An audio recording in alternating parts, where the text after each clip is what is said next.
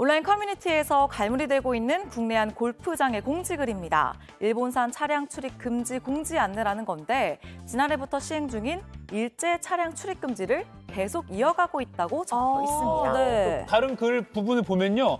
조상들의 공로를 잊지 말자는 취지다. 우리 국민에게 제대로 된 사과 없는 일본에 대한 개인 기업의 의지다라고 그런 시행 목적을 적어놨다고 하더라고요. 네, 일본 불매운동, 이른바 노제팬 열풍이 최근 한풀 꺾였지만 해당 골프장은 이 방침을 계속 이어가고 있는 건데요. 구체적으로 일본산 차량의 종류도 언급했습니다.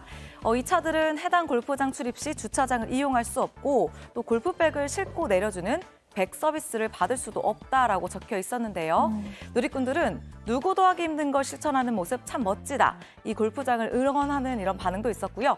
일종의 광고 효과 노린 건 아닌지 아니면 또 무슨 의미인지는 알겠는데 과하다라는 반응도 있었습니다. 어제 오후 김포시에 있는 한 골프장. 누군가 차량을 훼손했다는 신고가 접수됐습니다. 50대 남성이 주차장에 있는 렉서스 승용차 3대를 돌로 긁은 겁니다. 이 남성은 경찰에 붙잡혔고 골프를 치러 왔다가 일본 차들이 보여 범행을 저질렀다고 진술했습니다. 피해 차주들과는 일면식도 없었습니다.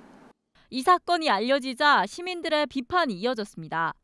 약간 시민성이 결여된 느낌도 있는 것 같아요. 저가 불매를 하든 불매를 안 하든 그거는 자기만의 자유라고 생각하는데 불매 안 하는 사람을 가해한다는 거는 저는 말이 안 된다 생각해요. 비 오는데 일제 일본 차를 타던 미국 차를 타던 대한민국 사회는 각양각층들이 살고 있는데 격해지는 반일 감정에 대한 우려의 목소리도 나옵니다. 인간 혐오, 그러니까 다른 나라 사람 혐오로 가면 안 된다고 생각하거든요. 상대 사람으로 그러는 게 아니라 일본 기업에 대해서 저희가 경제적으로 타격을 줄 깨어있는 우리 자국민으로서 그냥 뭐 차를 긁는다거나 이런 거는 자제해주고 할 수 있는 거는 충분히 참여하면서 했으면 좋겠습니다. 시민들은 폭력이나 혐오 같은 일그러진 반일 운동이 아니라 아베 정부의 정책에 대한 냉철한 비판이 필요한 시기라고 말했습니다. JTBC 조보경입니다. 네, 일본 제품 불매 움직임이 퍼지면서 인터넷을 뜨겁게 달군 사진입니다. 일본 수입차 L사의 차 트렁크에 붉은색 무언가가 잔뜩 뿌려진 모습이죠. 온라인에선 반일 감정 때문에 누군가 일본 차에 김치 테러를 한 것이다라는 주장이 사실처럼 퍼졌습니다. 확인 결과 사실과 달랐습니다. 일본 언론에까지 등장했다고 하는데요. 팩트체크 이가혁 기자와 따져보겠습니다. 네. 이가혁 기자, 이른바 일본차 김치 테러 사건, 이거는 근데 경찰이 이미 사실 확인을 했죠? 그렇습니다. 대구에서 벌어진 일인데요. 피해자가 직접 지난 5일에 사진과 글을 자신이 활동하던 차 동호회 게시판에 처음 올렸습니다. 지난 8일에 경찰이 조사를 시작해서 하루 만에 진상을 파악했습니다. 차가 세워진 곳의 CCTV 영상을 확인한 건데요. 네. 붉은 것은 김치가 아니라 토사물이었습니다. 네. 지난 4일 새벽 술에 취한 사람이 길을 가다가 이 차 트렁크에 토를 한 겁니다. 고의성도 없는 것으로 확인됐습니다. 경찰에 따르면 차가 파손된 곳도 없어서 가해 취객이 2만 원가량 세차비를 물어주고 서로 합의하는 선에서 끝났다고 합니다. 네. 근데 이게 이런 사실과 달리 마치 반일 감정, 일본산 불매운동 영향인 것처럼 퍼졌잖아요, 지금. 맞습니다. 그 과정을 좀 따져봤습니다. 네. 1단계, 피해 차주가 온라인에 처음 올린 글을 보시죠.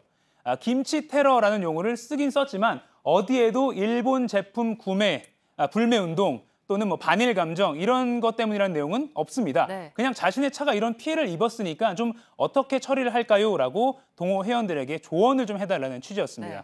네. 며칠 뒤에 글쓴이는 여러 매체에서 취재 연락이 오지만 한일 관계 악화 상황에서 개인적인 일이 정치적으로 엮여 커질까 봐 취재를 거절하고 있다고도 알렸습니다. 네. 그리고 말씀드린 그 경찰 조사가 끝난 뒤에도 그 결과를 다시 온라인에 알렸습니다. 민감한 시기에 섣불리 글을 올렸다면서 사과의 뜻도 전했습니다. 다음 2단계를 나눠보면 네. 문제는 일부 언론 보도였습니다. 첫 글이 올라오자마자 일본 제품 불매 연관성, 가능성 이런 것들을 언급한 기사가 점차 많아졌습니다. 사흘간 세어보니까 총 17건이었습니다. 네.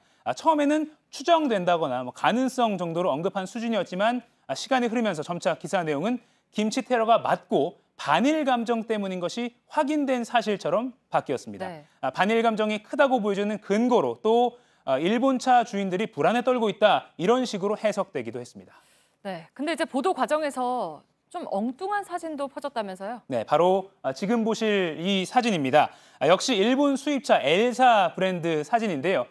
누군가 매국노라고 빨간색 스프레이 페인트로 글씨를 써 놓았습니다. 한 경제 매체가 최근에 온라인 기사에 이 사진을 썼는데 확인 결과 2008년에 올라왔던 사진이었습니다.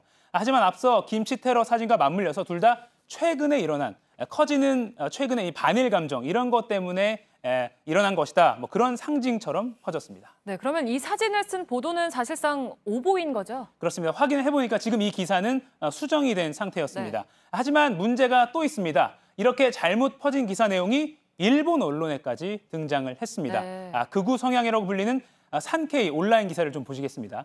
차체에 김치를 문질러서 오염을 시켰다. 또 붉은 스프레이로 매국노라고 쓰기도 했다. 이런 내용이 그대로 적혀 있습니다. 결과적으로 국내 언론 보도를 통해 잘못 퍼진 방금 보신 그 두 가지 상황이 일본 극우 언론 입맛에 맞게 활용이 된 겁니다. 네, 그래서 이제 이럴 때일수록 정보 검증이나 뭐 언론 보도를 더 신중히 해야 한다라는 그렇습니다. 지적이 나오는 이유겠죠. 팩트체크 이가혁 기자였습니다.